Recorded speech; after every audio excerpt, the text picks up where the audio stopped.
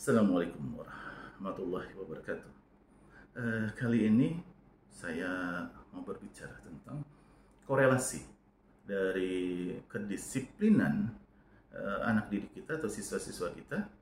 Apakah benar kedisiplinan tersebut berkorelasi dengan kecerdasan atau kepintaran dari anak didik kita, sehingga dengan disiplin cara belajarnya menjadi benar, daya ingatnya menjadi bagus, kemampuan memorinya menjadi lebih baik, sehingga pada saat dia menghadapi ujian untuk kuliah di perguruan tinggi favorit yang dia mauin, dia dapat tembus atau masuk ke tempat tersebut. Bahkan tidak hanya dalam negeri, tapi juga di dalam negeri. Ya. Saya mencoba membuka, atau saya sudah mempelajari lah, tentang proses pembelajaran ini, ya, karena cukup menarik. Saya mempelajarinya berdasarkan pada ilmu neuroscience atau ilmu otak, karena hal ini yang mampu menjelaskan adalah neuroscience ini sendiri, di mana bagian dari neuroscience ini yang berhubungan dengan proses pembelajaran adalah berhubungan dengan memori, ya, memori. Ini juga saya sudah jelaskan di video saya sebelumnya. Jadi pada saat kita memahami tentang memori dengan tepat, maka insya Allah pada proses pembelajaran kita akan jauh lebih mudah memahami tentang hal ini. Dan ini dijelaskan dengan sangat jelas, detail, saintifik di ilmu neuroscience. Ya. Kemudian tentang recalling. Ya. Jadi dari proses pembelajaran itu yang penting adalah proses recalling atau proses pemanggilan kembali dari apa yang kita pelajari.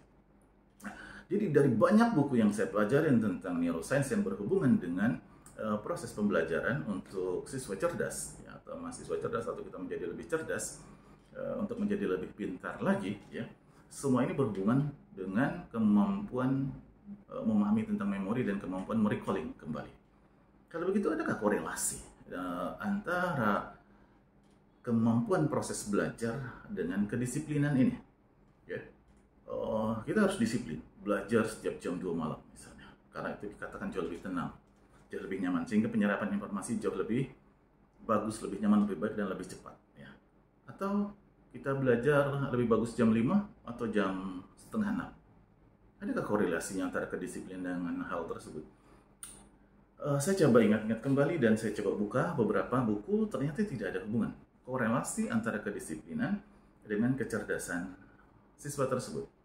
Korelasinya sebenarnya secara tidak langsung. Apa itu ya?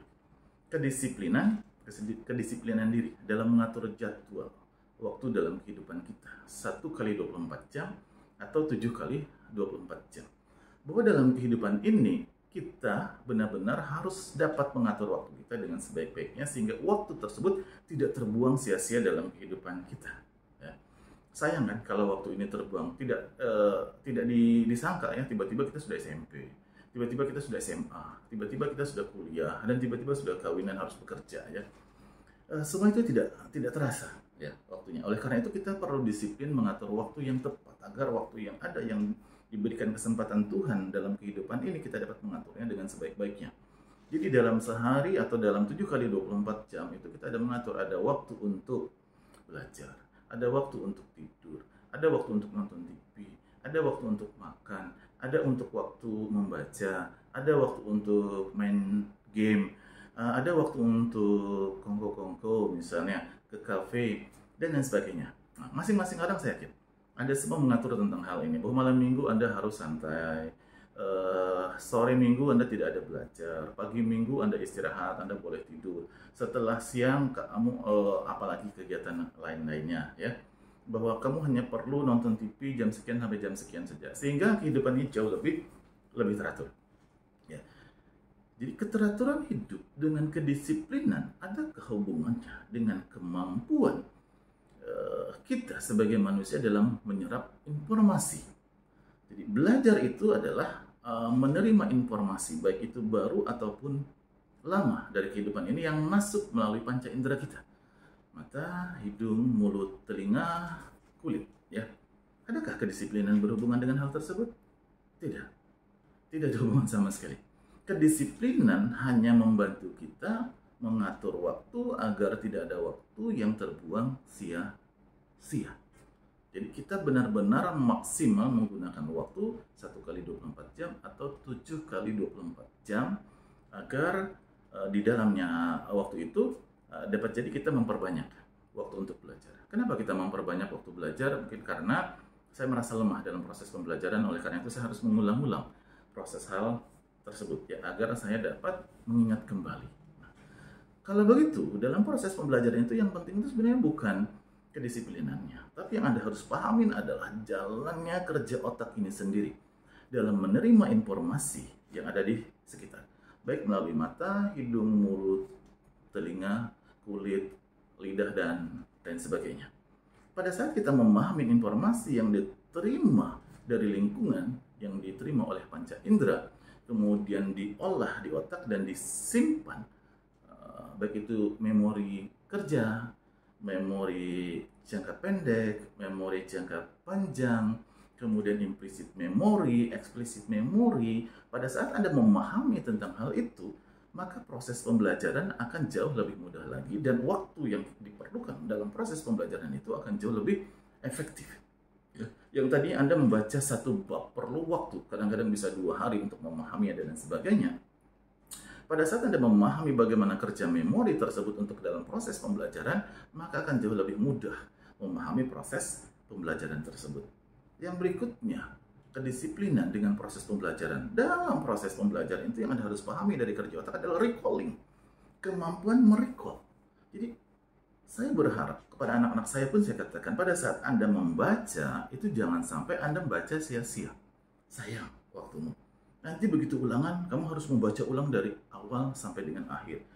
Coba kalau pada saat kamu, saya bilang, membaca itu benar-benar mampu mengingat apa yang dipelajarin dan kamu pun mudah memanggilnya kembali atau recalling tersebut, ya, maka pada saat ujian kamu menjadi nyaman dan gampang.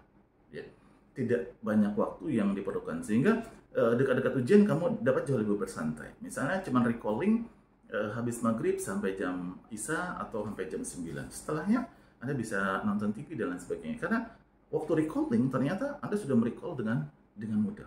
Itu yang saya selalu ingatkan kepada anak-anak saya. Sehingga Pak, saya mengajarkan kepada mereka cara belajar siswa jenius ya kepada mereka. Dulu waktu saya sekolah, saya kuliah, saya tidak tahu tentang hal itu. Ya, setelah saya mempelajari lebih lanjut, baru saya memahami ternyata ada cara belajar yang tepat ya. Sehingga korelasi untuk kedisiplinan dengan menjadi siswa yang berprestasi, menurut saya korelasi tidak ada korelasi langsung, yang ada malah korelasi yang tidak langsungnya. Dan di sini pula harus dipahamin ya, pada proses pemaksaan kehendak, misalnya bahwa kita harus pergi sekolah jam 5 atau jam setengah 6, tanpa ada proses penyadaran dari proses berpikir orang yang memaksakan kepada siswa-siswanya atau kepada gurunya bahwa kebermanfaatan hanya begini, yang harus Anda pahami adalah bahwa awareness itu tidak hanya menyampaikan. Jadi pada saat saya memaksakan diri saya untuk data pada diri saya harus masuk kepada orang lain, kemudian saya istilahnya memberikan nasihat kepada dia, bukan itu. Ya. Membangun awareness bukan memasukkan data, tapi memang kita benar-benar komunikasi 2 arah dengan dia.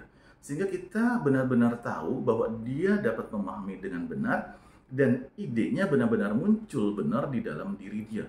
Tidak hanya di dalam diri saya. Memang sepertinya pada saat saya menyampaikan informasi kepada dia begini, dia sepertinya memahamin. Memahamin ini harus Anda pahamin, ini memori jangka pendek. Atau ini disebut dengan memori kerja, memahaminya saat itu saja. Tapi begitu panjang Anda A sampai Z dari waktu 0 menit sampai 30 menit Anda selesai berbicara, apakah Anda yakin dari apa yang sudah Anda katakan tadi benar-benar mampu diingatnya? Nah, kalau tidak mampu diingatnya, berarti apa yang Anda katakan tidak ada di dalam otaknya. Dia hanya iya saja dan sepertinya mengerti, padahal itu semua bullshit. Ya. Jadi ada banyak hal yang harus diperbaiki lagi tentang hal ini ya. Kali ini saya berbicara hanya korelasi antara kedisiplinan dengan menjadikan siswa-siswa kita menjadi siswa-siswa yang berprestasi. Ya. Itu penjelasan dari saya. Bila Anda mau menyanggah dari apa yang saya jelaskan, monggo dengan senang hati. Ya, mari kita berdiskusi sama-sama. Anda ketik saja di kolom komentar. Anda juga bisa hubungin saya melalui email saya mungkin Anda perlu untuk nomor HP saya bisa berikan kepada Anda untuk kita berdiskusi sama-sama agar Anda memahami.